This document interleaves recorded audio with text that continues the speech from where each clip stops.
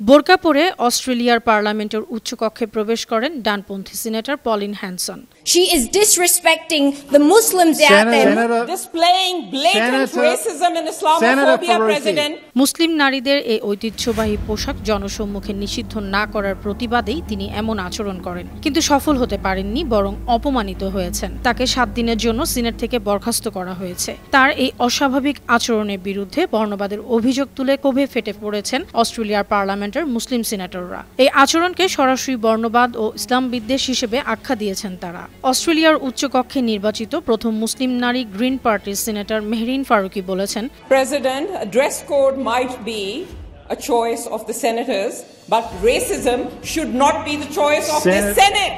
সিনেটররা চাইলে নিজের পোশাক নির্বাচন করতে পারেন, কিন্তু বর্ণবাদ সংসদের পছন্দ হওয়া উচিত নয়। একজন সিনেটরের এই কাজ স্পষ্টভাবে বর্ণবাদী, ইসলাম ফোবিয়ার পরিচয় দিচ্ছে। এ বিষয়ে পলিনকে সরাসরি সতর্ক করতে প্রেসিডেন্টের কাছে অনুরোধ করেন তিনি। স্বতন্ত্র মুসলিম সিনেটর ফাতেমা পেমানো হ্যানসনের এই আচরণকে লজ্জাজনক বলে মন্তব্য করেছেন। তিনি বলেন, What else would I be talking about, Deputy President? Because আমি আর কি নিয়ে কথা বলবো?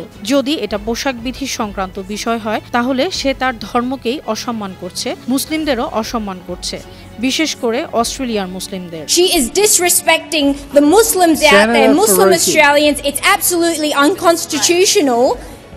This needs to be dealt with immediately before we proceed.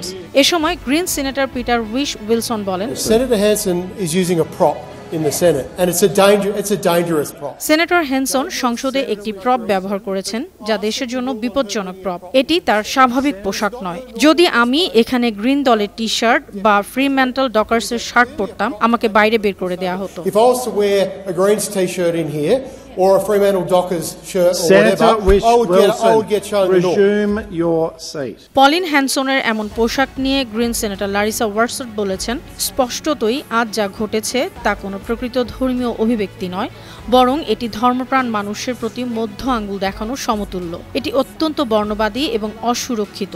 আমি চাই আপনি পূর্বের রায়টি পুনর্বিবেচনা করুন, যেখানে বলা হয়েছে যে সংসদে এমন কোনো ধর্মকে লক্ষ্য করা ঠিক নয় যেটিতে এই ব্যক্তি নিজেও বিশ্বাস করে না। এটি একটি অবমাননা এবং এটি অবশ্যই সংসদের স্থায়ী নিয়মের বিরুদ্ধে। আমি চাই আপনি পূর্বের রায়টি আবারও দেখুন।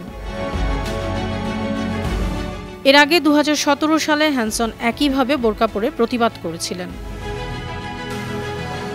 অনন্যা চৈতি, আন্তর্জাতিক ডেস্ক, বানো টিভি।